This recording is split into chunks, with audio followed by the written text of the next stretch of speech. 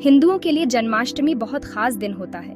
इस दिन को पूरे भारत में बड़े धूमधाम से मनाया जाता है। लोग अपने घरों और मंदिरों को सजाते हैं और विशेष पूजा अर्चना करते हैं। इस दिन हम भगवान कृष्ण का जन्मदिन मनाते हैं। कृष्ण का जन्म अष्टमी तिथि को हुआ था, इसलिए इसे जन्माष्टमी कहा जाता है। भक्तगण रात भर जागरण करते हैं और भजन कीर्तन करते हैं। वो हिंदू धर्म के सबसे महत्वपूर्ण भगवानों में से एक हैं। उनके जीवन और शिक्षाओं ने लाखों लोगों को प्रेरित किया है। कृष्ण की मूर्तियों को फूलों और वस्त्रों से सजाया जाता है। कृष्ण अपनी बुद्धिमानी, बहादुरी और प्रेम के लिए जाने जाते हैं। उनकी लीलाएं और कहानियां आज भी लोगों के दिलों में जीवित हैं। माखन चुराने की उनकी कहानियां बहुत प्रसिद्ध हैं। कृष्ण को भगवान विष्णु का अवतार माना जाता है। विष्णु के 8वें अवतार के रूप में उन्होंने धरती पर जन्म लिया। उनका उद्देश्य बुराई का नाश और धर्म की स्थापना करना था। वो बुराई से लड़ने और अच्छाई की रक्षा करने के लिए धरती पर आए थे। उनकी लीलाओं में कंस का वध और गोवर्धन पर्वत उठाना शामिल है। ये लीलाएं आज भी नाटकों और नृत्यों में जीवंत होती हैं। उनकी शिक्षाएं आज भी प्रासंगिक हैं।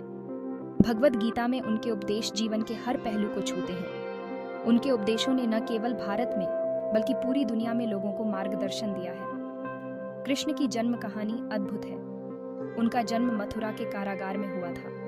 देवकी और वासुदेव के पुत्र के रूप में उनका जन्म अंधकार में हुआ, लेकिन उन्होंने प्रकाश फैलाया। ये अंधकार पर आशा और विजय की कहानी है। जन्माष्टमी की रात को लोग दीप जलाते हैं और भगवान कृष्ण के जन्म का स्वागत करते हैं। ये पर्व हमें सिखाता है कि अंधकार के बाद हमेशा प्रकाश आता है। जन्माष्टमी खुशी और भक्ति का त्योहार है। ये समय कृष्ण की शिक्षाओं को याद करने का है।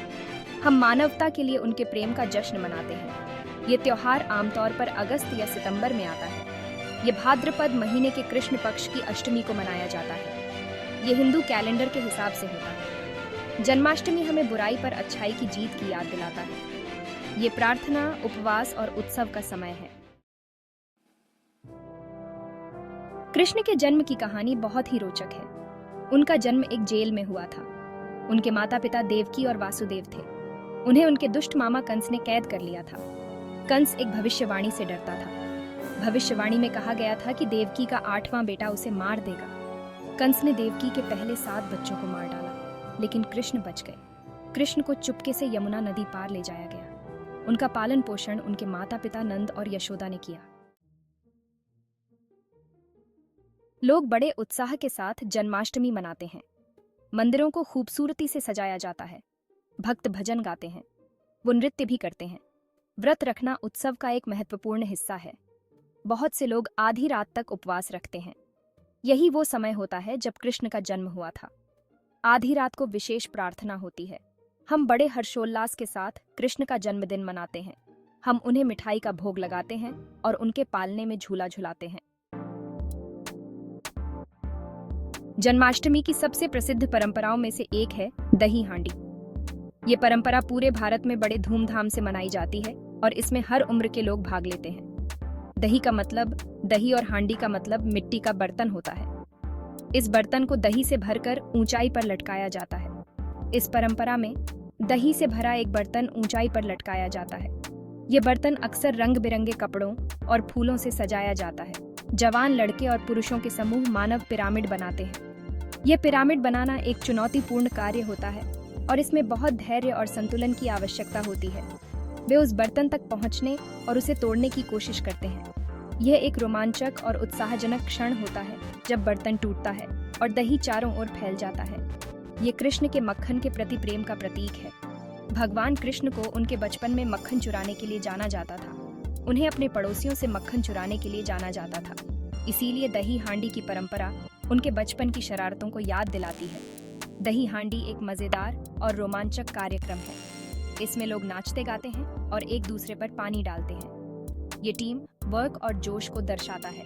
इसमें भाग लेने वाले लोग एक दूसरे का हौसला बढ़ाते हैं और मिलकर काम करते हैं।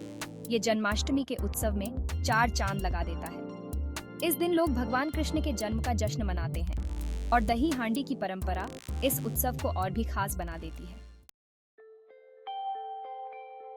जन्माष्टमी सिर्फ एक त्योहार से कहीं बढ़कर है। यह एक ऐसा अवसर है जो हमें हमारे सांस्कृतिक और धार्मिक धरोहरों से जोड़ता है। ये आशा, प्रेम और बुराई पर अच्छाई की जीत का जश्न है। इस दिन हम भगवान कृष्ण के जन्म का उत्सव मनाते हैं, जो हमें जीवन में सच्चाई और धर्म के मार्ग पर चलने की प्रेरणा देते हैं। ये हमें विश्वास और भक्ति के महत्व की याद दिलाता है। जब हम मंदिरों में दीप जलाते हैं और भजन गाते हैं, तो यह हमारे दिलों में शांति और समर्पण की भावना को जागृत करता है।